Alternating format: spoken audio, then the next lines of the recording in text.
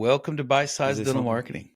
Today we have the S- lovely Ian. Ian, we're back from summer Surprise, vacation. It's been a surprise. minute. It's been a We're minute. back, baby. We're back. Yeah, I love it. you're looking very casual I today. love it.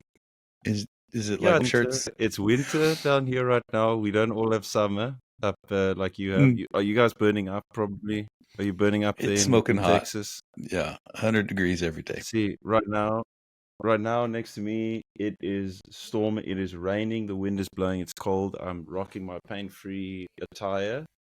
But I'll check with our Mm. design team to come up with something a little bit more formal next time I join the pod, if that works. Oh, I tease you. You're always so well dressed, and Yeah, I know. it's just fun to tease you. I'm over here in like a t-shirt. What are we going to talk about today? Something that I'm very passionate about. I love working with startups. I love it. That's funny. I hate It's a working with blank startups. canvas. I I'm know, glad but that you love it. there's this thing. I know there's two sides to it. I know there's two sides to it.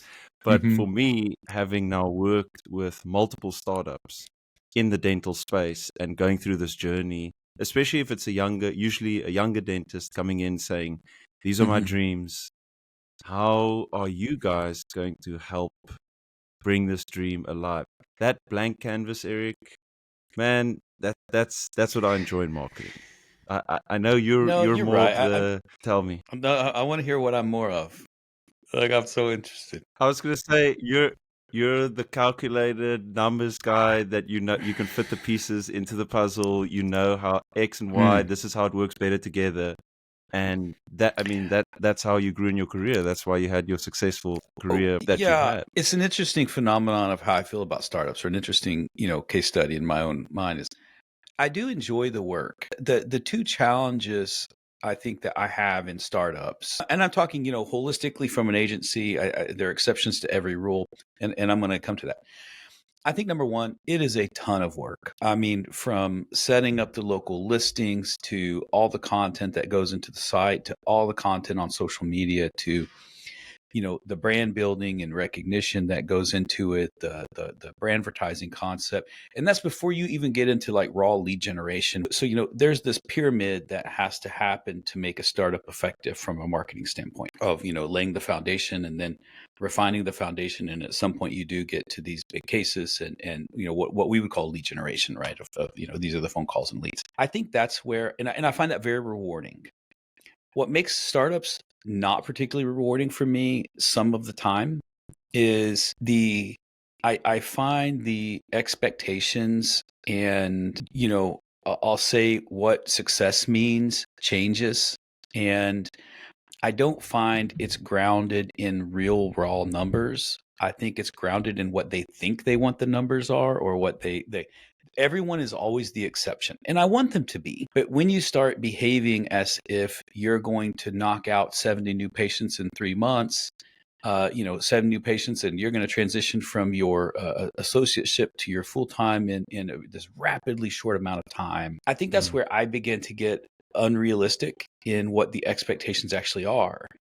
And that bites me in the butt because we have actually lost an account because someone said, why would I go with a marketing team that doesn't believe in me, that doesn't believe I can do this in 3 months? It's like, well, I'm not saying I don't want that to achieve that. I'm saying we need to go in with conservative, real grounded expectations of what success looks like. Mm. And when it's already a ton of work for me, and we're on this sort of shoestring budget, and your expectations are here, I'll do it, but I want 25 grand a month, not Yeah. 3,000 or whatever it is, right? And I think that's where the expectations aren't in alignment.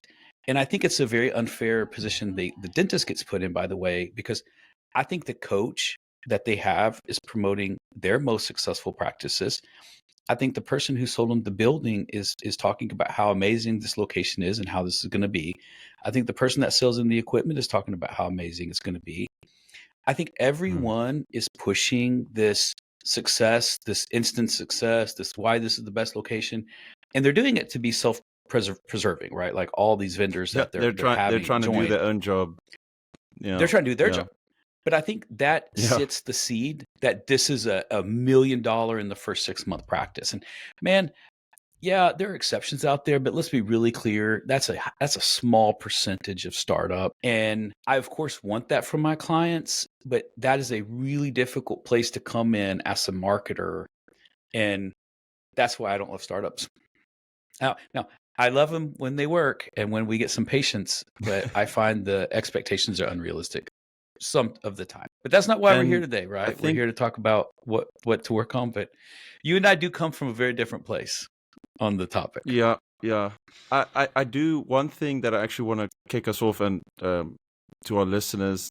Today we're going to talk about you being a startup and what you should think about as a dentist if you are a startup and things to consider, mistakes previous dentists have Anyone who made that has a, we've seen and our perception. anyone who had an actual startup and was listening to this, they left when I started hating on startups. No, but they need to be here to listen to the full story. It's about perspectives. Yeah, so today what we want to talk about, besides the struggles of working with a startup. But one thing, Eric, that I actually want to say to you that is true, that we can actually segue into from this, is that communicating what success is at the start and being realistic about what I'm paying and what I'm expecting to get for that. Because we Mhm. understand, as most agencies, like as a startup, we know you don't have a ton of cash. We know this is a new venture. You just bought equipment. You're hiring staff. You have tons of Yeah. expenses. We get it. But you can't then say, I'm expecting to have 30 new patients a month. I want this beautiful new website. I want this, my social media followers. I want videos produced. I want creative work done. And as you said, then come with a $3,000 budget. And then we're butting heads 3 months down the line. Yeah. Our average, marketing spend is somewhere in 5 and 6K, and your 3K is interesting. And I want to do a good job, but I'm not going to lose some of our 10, 12, 15K accounts for a $3,000 account. And again, that's just Mm, business, right? Just like you wouldn't give up your chair to, um, a back tooth endo case or, an extraction when you have a full 6, 8 prepless veneer case waiting on you. Like you're going to prioritize that case. Um, mm. I think we do have to have a real talk about what expectations are in a startup practice, and I want us to do a good job for you. But I mean, there are some real life things to talk about around what expectations are. And that's where, so first step for new dentists going into it, whether it's your coach, whether it's your marketing agency that you're going into business with, have these discussions that Eric and I are Hmm. talking about. Like, say, I'm going to be able to pay you this. What can I realistically expect for this budget? Am I on the low end of most of your clients? Am I in the high end? Like, have you guys done this before? What do you usually expect people to pay if I want X, Y, and Z? And What have success have you a seen from other conversation as a partner. startups? And Yes. and I think the most important question I would ask, Ian, is I want to talk to some of your other startups. I mean, can you introduce me? And I think that's where the real value is going to be in that doing the due diligence on who you work with. Because if you reach out to, people like Dr. Fafidio, Dominic Fafidio, or you reach out to, some of the other offices that we worked with at startups through the years, there's a good story to be told. And I think that anyone you're working with, I want to talk to real people you've worked with, because did you feel like they Mm. they put you on the back burner? Did they do what they say and say what they did? I think I think if you can work through that with a company, that is the most important thing. But I think I would rather hear it from another client who's in my position than the agency, because of course I'm paid to tell you what you need to hear. I mean, it's like being on a Yeah. first date. I'm going to tell you a little bit. I'm going to tell you some lies, I'm gonna sprinkle some fairy dust, just a a little little bit. bit, a But little I'm good for it. But I'm good for it. but this time I'm good for so, it. so yeah, communication at the start as you choose to surround yourself with the people that are going to go on this journey with you. Chat, make Hmm. sure, do your research, get the right people. The second one that I want to talk about here, Eric, is one that's often overlooked when you're hiring for the front desk. We've done a podcast before where we spoke about this. We see this, and we'll link this in the description for you guys. But the importance of the front desk, and when you're hiring that person, no, it should not be the high school friend from what it, or the son of the this from that is going to come help out the office as we're starting out, and or no, she just graduated or he just graduated, they still finding the wheel. This is the probably to me one of the most important pieces of the puzzle to success at the start, because if that person cannot close new patients, all money that you're spending on marketing and getting that practice up is essentially you're throwing it away. Yeah, it's the biggest hire you make. The coach is important. The hygienist and the chair sides are important. I don't want to say they're not. They are. But from a marketing standpoint, your best bet is to hire an absolute rock star at the front with the personality and the sales driven.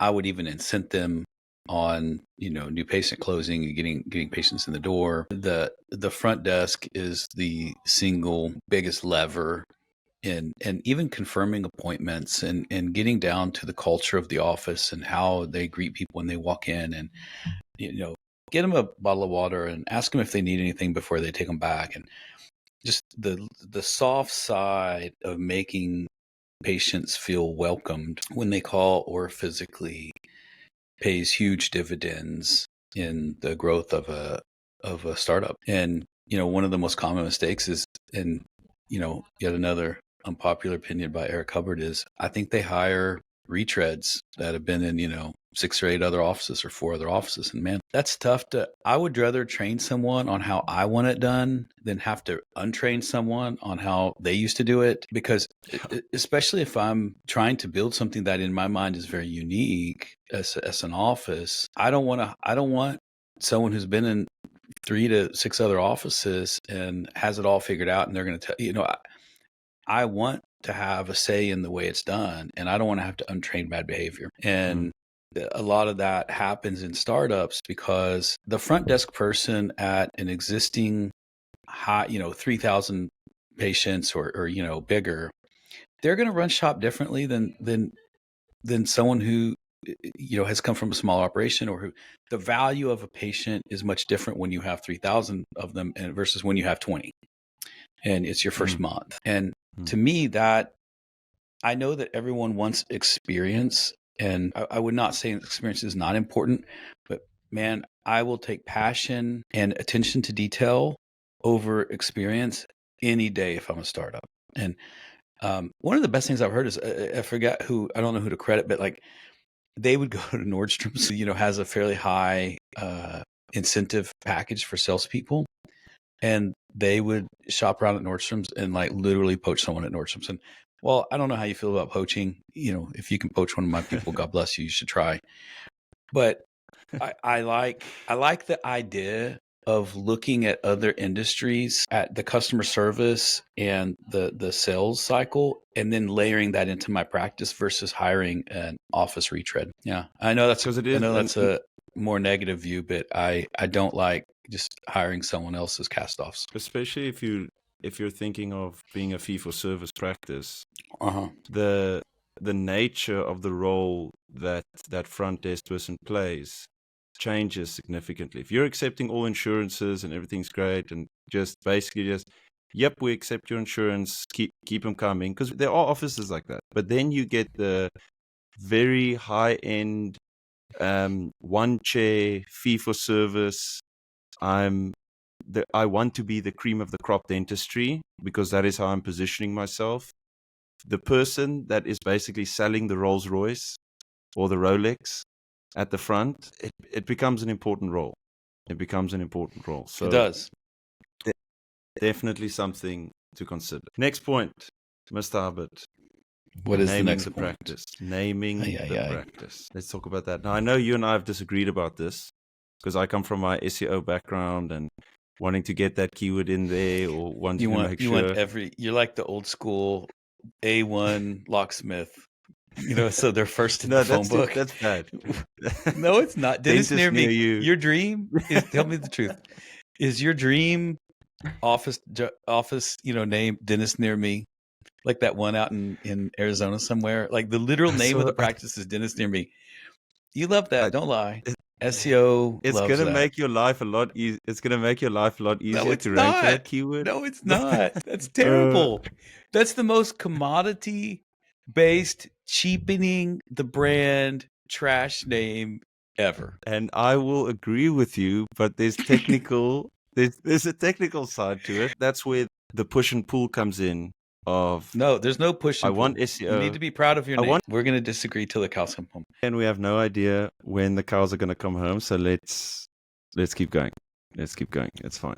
It's fine. Why are you wearing a different shirt than you were a few minutes ago? You noticed? I don't know what to do when we have to cut in the middle of a recording and pick back up, which I love the way you pick back up, by the way, but I can't help but be cognizant that, all of our listeners are like, why they just change shirts? It's a magic trick. It's It's actually magic. a It's just magic editing. trick. It's a magic trick. Mm-hmm. Okay, so am I Keep it gonna start fresh. again? Am I gonna start again? And then No, we're just gonna roll. This is in we're just running. the episode. Okay, This is what it we're looks gonna have like. this. You're seeing the sausage made. We had to cut You see, last time off, had to go to a meeting, came back. Here we are. I understand the technical side of it, but if you don't have a name you love, it's just going to grind you. And you can overcome technical challenges with patience and hard work and good practices. And that's my stance. and at least to agree with you a little bit, there are other ways that are probably more powerful to improve your SEO. The name will help. I stand by that. But things like reviews and having an amazing website and building out the right pages, especially reviews, yeah, I think to say that again, those are probably things that I would focus on more than to go, I'm going to live Sure. and die by this name. So there's a Best compromise. dentist in Keller that has high technology and zip code in there. If that's not your My name, I'm not argument is coming to your dentistry. it cheapens your brand. It just looks cheap. It's like A1 locksmith. It's like, man, I guess when there was a phone book, but even that's goofy. And what do you think Yeah, of Fort Worth Dental Associates, where it's still a classy I think name, but you're I don't trying to like work? it. Okay. Fort Worth's too big. I think I want to be. It's a good question. I think for me, in my opinion, I think that a school system or a high school, I'm going to say a high school in a big city or a school system in, a suburb or something is about as big as I want to be. So, we live in Grapevine, Colleyville. I think that you have a good chance of drawing Grapevine, Colleyville people into a practice that's in Grapevine or Colleyville. I Mm-hmm. think if you're in Dallas, I would think in terms of high schools, how big a high school serves. I think that's about the footprint of a dental practice, and I think that that's a good marker of like how regional your name should be. So if you're in El Reno, Oklahoma, where I grew up, where there's one high school, I think you can say El Reno's cosmetic dentist of El Reno. Not that they may need one there, but this little rural Oklahoma joke. But I think that I tend to think in terms of how large a high school is, and that's about the geography that you should look at your name. So, Sky Creek Dental in Keller, Legacy Dental Texas in Burleson. Although I know that that's not a name. I think that those are more region focused and around that size. Yeah. No, that is a good point. Especially I would say in suburban America or like those type of areas, you're choosing a name that relates to the area in some way, even talking beyond SEO now or something. Yeah, it does help. It has that feeling of community. We are here with you. We are the I dental want the community. right? Yeah. Because take it to an extreme. New York City dentist. That means nothing. I mean, Yeah. that means nothing. And the same for Dallas. Dallas dentist. You're talking an hour from the north of the loop to the south of the loop, and maybe more. But then you have let's say Highland Village Dentistry Village, or something like that. Like sure, that's a good name. That's yeah, a that's a good good play name. on I mean, the area. you're serving a very specific region, and I want to be that region specific. No, for sure. Yeah. Okay, so we got somewhere. Got somewhere. Once you have your name, though, what's next in the startup game? You need to think. I would say branding and then your online presence is a pretty a pretty big thing. And I say those things as in the same breath because the branding that you choose is going to be built out onto your online presence, and that is how most people are going to perceive you. Because we know for a fact this is how people find dentists these days. I understand the referrals. What's I yeah? Yes, go ahead.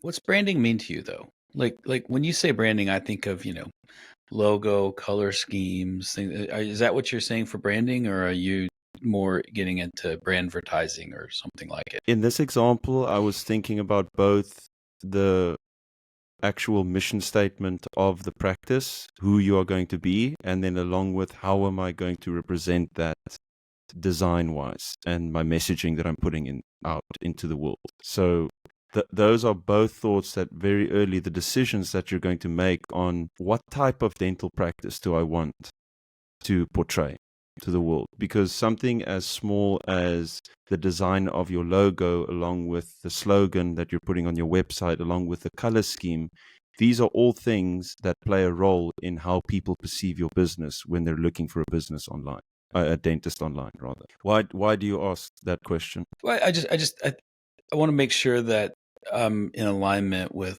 what the definition of it is, because when people say branding, I mean, the logo is easy, but you get into the business cards and the how consistent you are, and I do think that branding matters. I think that high end. I think there are things that cheapen your brand, which I'm very sensitive to. I don't, everyone is trying to commoditize dentistry already. We don't need to help them buy cheap branding. Um, for me, the reason I asked the question is the brand of my company, the brand of how the Ian brand, the brand of dental practice is incredibly personal, and I think it needs to be something that resonates with you as an individual, and it needs to be consistent. And I don't like gimmicky stuff. I want it to be consistent, and as you lay that foundation from reviews and social media, as you build your website, I very much believe there should be a vision. And I just wanted to make sure we were saying the same things, because a lot of people think that having consistent Facebook posts is branding, and I would argue that's just Mm, consistency for the sake of consistency. I want to make sure we're having the same of conversation course. on what branding means. So I'll clarify them. If you think of Rolex as a brand, let's say you're a practice out in California in high net worth area, you want to create a certain type of brand that's going to attract a certain kind of patient with a lot of disposable income. If you think about Rolex and their branding, if you look at the Masters when the golf is being played, or you look at Formula One, or you look at the tennis games, the Roland Garros and those type of things, that's what I'm talking about when I'm talking about branding. When you think about Rolex now, you associate it with a certain type of imagery and a certain type of event. So the feeling that you get, the visual interpretation that you get of that brand. And that's what I'm talking about here with the dental practice. So when people hear the name pain-free dental marketing or complete dental care, or they hear any of course, the practice that we work with, there's an image that someone in that town will come up Mm-hmm. with of these are the type of people that they are. This is the type of imagery that they're using. This is the feel of their website. So that is what I want dentists to think about of when you start on this journey and you work into it. What do you want people to feel and to think when they see you online, when they think about your business? I have trouble sometimes with taking Rolex or Nike to dentistry, and I'm a marketer. So I know what you're saying, but how to think through how I would name my brand to be high end when because on Rolex, I mean, that's such an established brand. You're not buying a Rolex to find out what time it is. I mean, I have my time on my cell phone and, many other You're things. I mean, trying. you're buying it. I heard this the other day. You're trying to show how much your time is worth. That's cute, but you're also trying to show how much you're worth. Um, let's be clear. Give me examples of what that means to you to apply that Rolex or that Tesla Whatever brand. being Yeah, yeah. whatever brand it is. How do you distill that down into what that means for a practice? Because for me, it's there's a practice that can run on time. There's a practice that's going to educate you and we're going to co-diagnose. But these are words that all dentists use. I mean, I don't know a dentist out there that's like, no, I don't co-diagnose. Like I'm going to tell them what they do and they're going to take it and shut up. Like, Mm. so we're all chasing the same patients, right? I mean, we want people who, how do you separate yourself? Everyone needs to start somewhere. So I think Hmm. when I know you're saying now that Rolex is an established brand, but there's things that they put out there, and this is what I want startups and dentists to think about. There's things that you put out there that makes you who you are. Just like Eric, as you were saying now, Eric has his personal brand, I have my personal brand. If you say now to someone, explain Eric to me. Who is he? Like, tell me a bit about Eric. I'm pretty sure there's going to be some overlapping themes on Hmm. who this person is that a lot of people can agree upon. And this can be from something as small as the location of your practice to your entire brand guide and design. So, Kindred Smiles is a dental practice that recently joined with Pain Free. They chose the location of their practice because it was close to a dog park, and they have dogs, and they absolutely love their dogs. And that, I know that sounds like a very small, like, how is that going to influence getting patients? But just that story of, hey, we actually chose our place here because we want to be able to take our dogs, and like we like dog parks in general. This made sense for us. We want to be able to be there, along with then going, okay, this is the type of people that we are. This is also the type of practice that we want to run. This is what we want to look Hmm. like online, and then tying those things together so that it becomes a common theme of who you are, to a point where the community you are in starts to associate those themes with you as a practice. That is what I would say is branding a practice to me, and how you as a startup can work to become an established brand by making your messaging consistent, Hmm. Hmm. making the Hmm. type of things you're putting out into the stratosphere consistent of who you truly are and what you love to do. So Does that make sense? Does that answer your question? yeah, let me kind of pare it back what I heard. I hear you say be intentional, put some thought into it, into what type of patients you want. But I think really you'd have to look inside it. There's a quote I heard, and I've been a long time out of the game, so knock on wood, I'll never have to get back in. But it was around how do I appeal to these high value people, right? Like how do I get to one of these high value people or one of these, whatever. And it was really like, the question isn't how do I get this person? The question is how do I become the person that this person wants? It will want. Yeah. Uh-huh. Yeah. And really the wrong question is how do I get a date with that girl, or how do I get a date with that guy? The question is how do I become the person that person wants to date me? Mm. And I think that applies to dentistry. All dentists want well-funded mouths that need work. I mean, that's just, let's just be clear. Like Yeah. like there's no one out there that's like, I want to see That's perfect the mouths all business. day.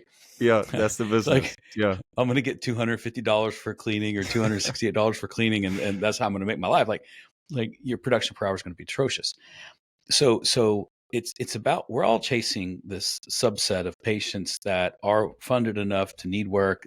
To do that, you have to establish trust. So for me, when I hear you talk, it's about how do I become the dentist that those people want, that when they view me, they come with trust. And I think that Mm. that takes some looking in the mirror. And I like what you said about being intentional and about, having a thing, whether it's we're going to be by a dog park, whether it's going to be, we give back, whether it's we do a free day of dentistry every quarter or every year, whether it's, we sponsor the local sports teams. I think any of them can work. I want it to be intentional.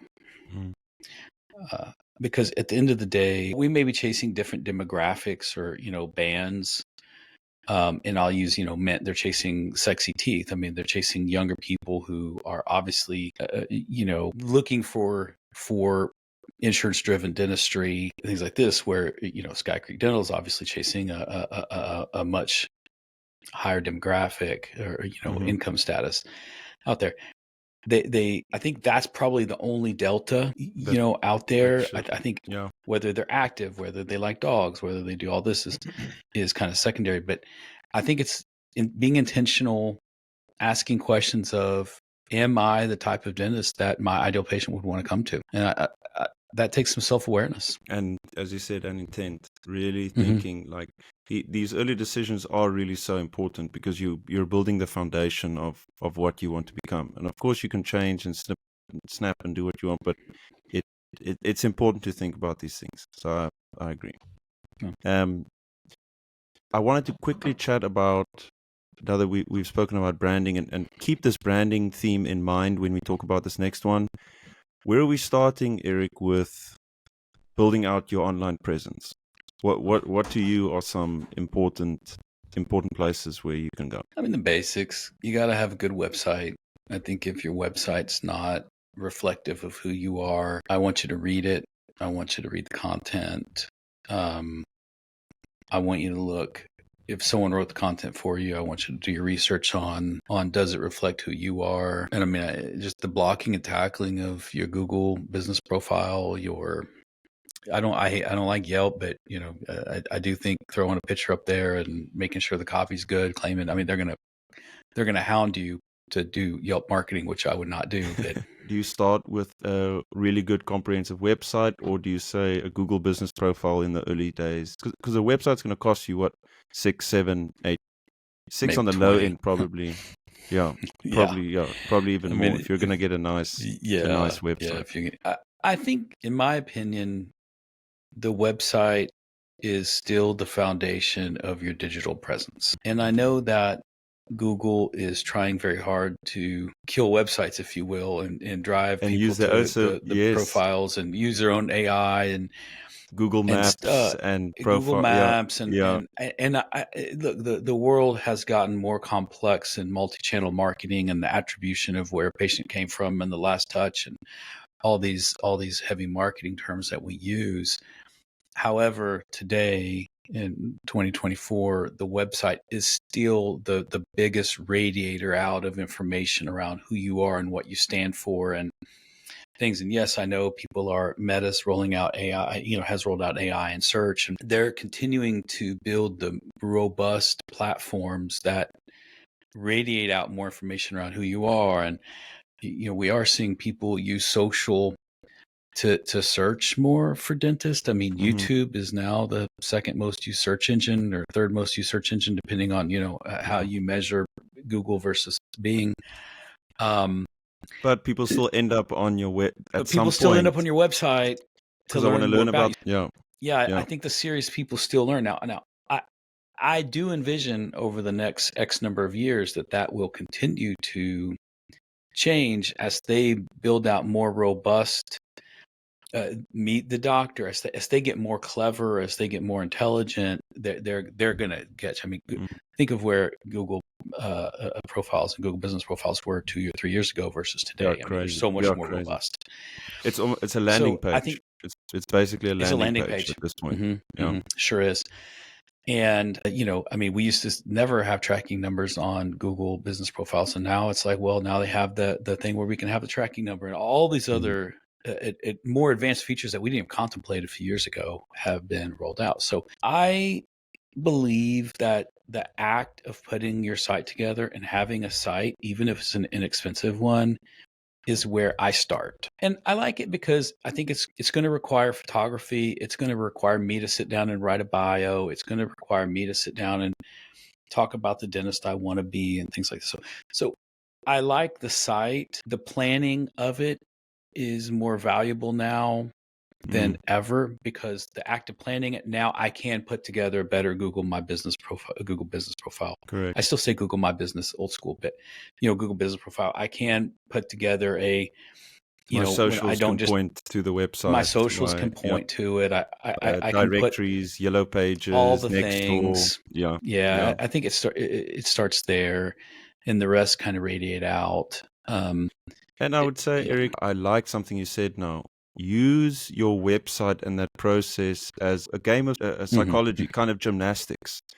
Define who you are, define the services that are important to you. Don't just see it as, hey, Bobby, slap together a site and use some generic content, some stock imagery. That is the worst thing you can possibly do for your brand. Do not go that route. Go the Yeah. route of, I'm going to be involved in this. I'm going to take real pictures. I'm not going to use stock photography. I'm not going to just generate AI content. I'll maybe use some to save some cost, but then I'm going in and adding my own flair and making that exercise of when I put this out, it's going to represent me for who I am. I actually feel that as a dentist, you should go out and I used to get in fights with the old regime of the SEO team when they would say we don't like dentists googling themselves. I google myself all the time, at least once a month, because how else are you going to know where you're at, and does this reflect who I am, and do I like this? And I believe now and again a dentist needs to step back and analyze how they look to the world, and are they proud of it or not, and does it reflect who I am, and is it effective? No, I think "is it effective" is an awfully loaded term, but I believe that to be the case, and I want my brand to reflect me. And there's no marketing that's going to be effective that is not authentic, to use the buzzword of 2024, to who I am. Um, and I like asking those questions as I look at my marketing. Am I proud of this? Does it reflect who I am? And I think you need to go out and read your site. Make sure that it is what you want. Mm-hmm. So very quick recap before we touch on the last point. Get your website out there, make sure you're proud of it, and then start working on your add-ons. Like, of course, a Google business profile, super important. Make sure that's completed. Make sure that is as important to you as your website, by the way. Do not underestimate the importance of a Google business profile. It really is. For ranking, for getting reviews, for people's perceptions. I always like to say, if I decide where I'm going to take my wife based on reviews to a restaurant or to a holiday destination, Eric, I mean, when you're buying products on Amazon, when you're doing anything, we all use this. Why is dentistry any different? And that should tell you the importance of reviews and a Google business profile, and making sure that that's part of your checklist when you're getting up and running. And then socials. I mean, that's more so just to show who you are. I'm not saying that that's going to be a crazy conversion tool and you're going to have flood in patients, but it's good to have. So that's probably where I would start with those three things. Agreed. The last one, Mr. Hubble. Last one. Don't be afraid to get help or to ask for help. You are not going to be a hero. You studied to be a dentist for, what is it now, 8 to 10 years, depending on specializing. You're going to study for nearly a decade to become a dentist.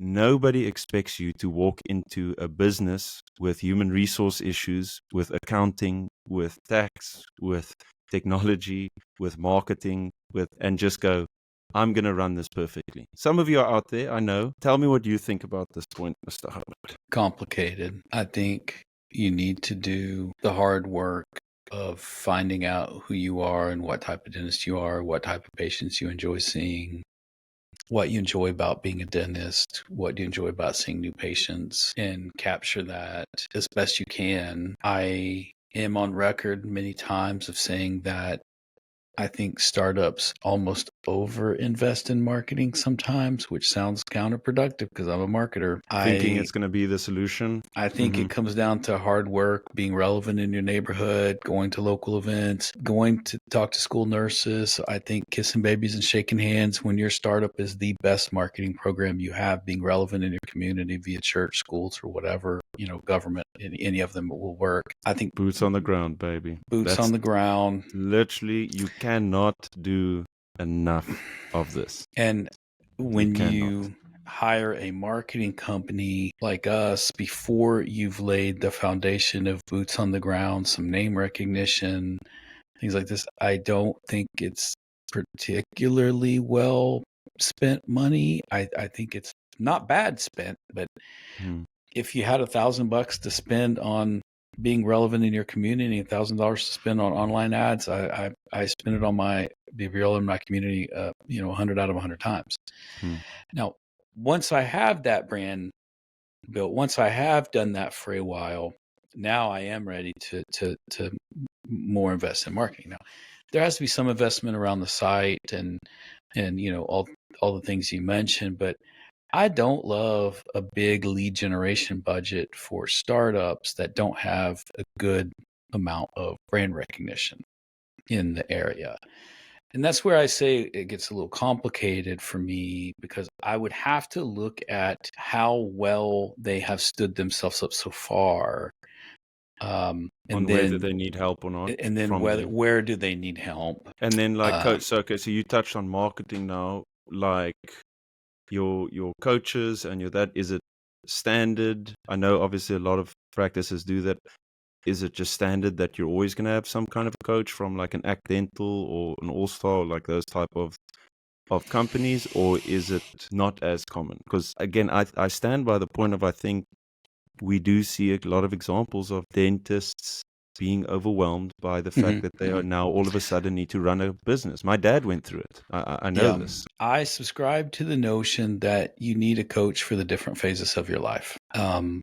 The coach I needed in my late 20s and early 30s was someone who softened me and wasn't so bombastic in communication, wasn't so hard starting with things.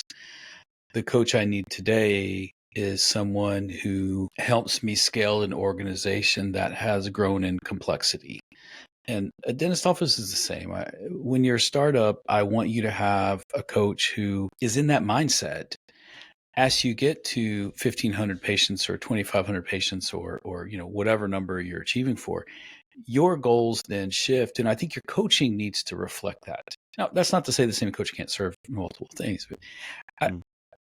you have to look at it at seasons of your life. And when you're trying to grow, you should be trying to grow. Like I don't think you can have perfect things and be growing. I don't think, I think that's very hard to serve sort of multiple goals, the big things. And it's like starting a family. I mean, when Emily and I first got married, I mean, the marriage counseling we needed, and then we needed help to parent, and then we needed, help to parent preteens. And then as the Yeah. kids got older, we needed to reengage each other. So we needed to turn toward each other in marriage counseling.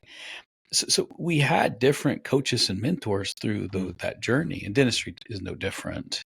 It's not lost on me that if you look at the production raw numbers, like you remove, do I like them? Are they a good dentist? Yada yada. The best performing offices year over year have consistent coaching and investment in the teams, and across 100 offices or so, that's just That's still true. I true. mean, Yeah. they're outliers, but they're rare. The best offices Or the have only dentist in town.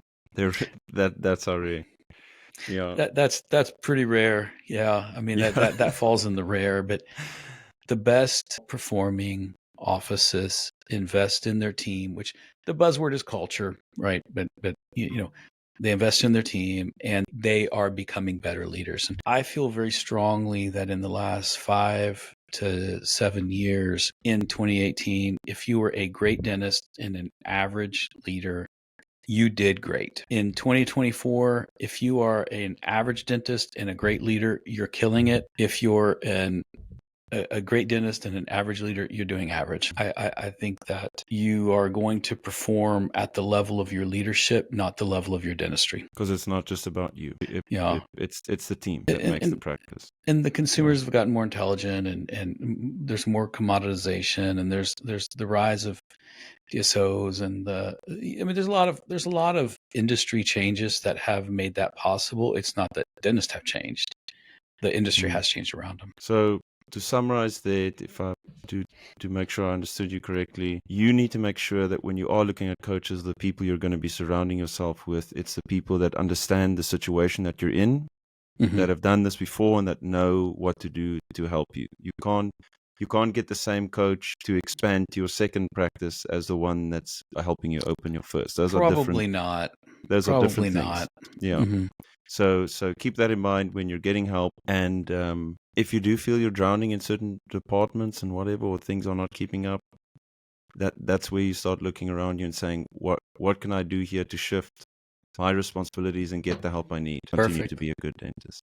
Yeah. All right, Mr. Hubbard, that's all we have for today. That was a bite of dental marketing, a big bite. A big Over bite. 2 days. A big All right. bite. Thanks, Sam. Thank you.